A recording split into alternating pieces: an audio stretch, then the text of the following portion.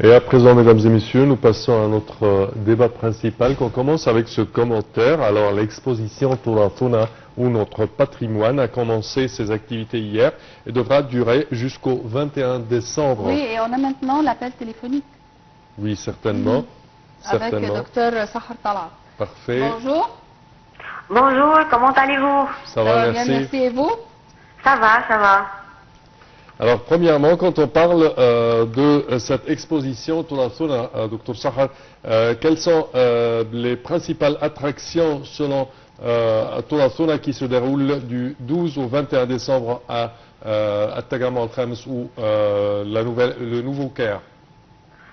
Je pense que c'est le regroupement des petites entreprises et des entreprises moyennes qu'on avait besoin de voir tout ce monde, surtout tout ce groupement des jeunes et aussi des gens qui sont en train de travailler dans ce domaine depuis des années et des années.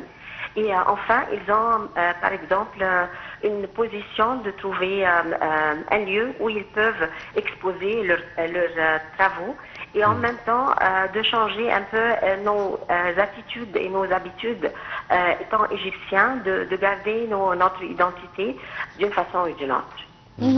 Et quel est le but principal de cette exposition Turathuna pour les visiteurs, qu'ils soient des visiteurs égyptiens ou des étrangers, arabes ou étrangers? Je pense le but c'est de reconnaître nos travaux manuels. Vous savez que depuis longtemps, nous étions parmi les plus sophistiqués dans plusieurs travaux et dans plusieurs domaines artistiques. Et je trouve que c'est une opportunité très importante pour tous les Égyptiens et aussi pour tous les gens qui vont et les visiteurs de savoir où nous sommes en ce moment, où on peut nous situer dans le marché, disons, régional et dans le marché international, du point de vue des travaux manuels. Parfait. Docteur Sahar, également, quand on parle de ces artisanats, on note qu'il y a dans cette exposition cette année 33 artisanats différents.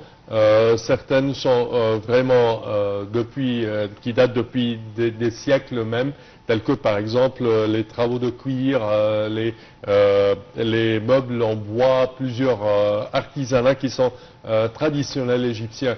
Qu'est-ce que cela reflète aux visiteurs? Pour les visiteurs, ils vont savoir mieux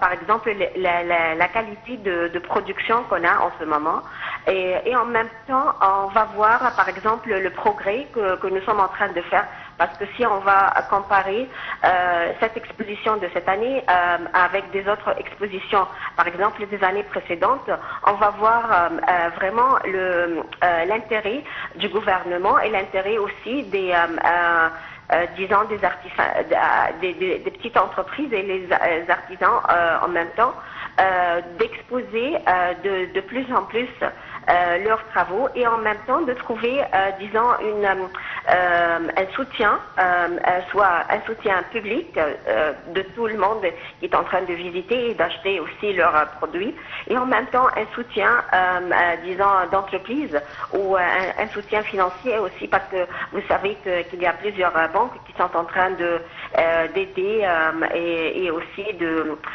créer, disons, un soutien,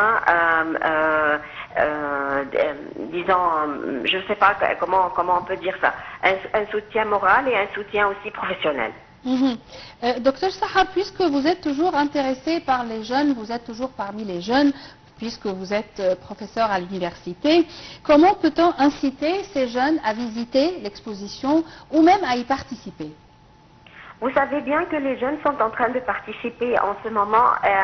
Il y a tout un courant dans toutes les universités ici en Égypte et je pense dans le monde entier.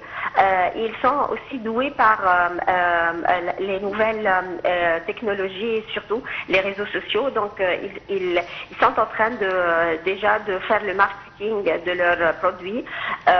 Moi j'ai vu personnellement plusieurs jeunes à l'université qui sont en train d'exposer leurs travaux dans ces expositions assez grandes, ou d'être en lien ou en contact direct avec l'organisation des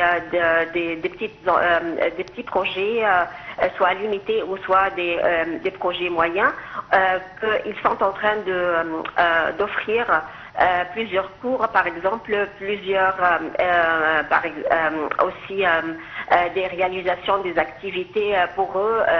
Ils sont aussi en train de distribuer et partager leurs produits, soit dans des expositions nationales ou internationales.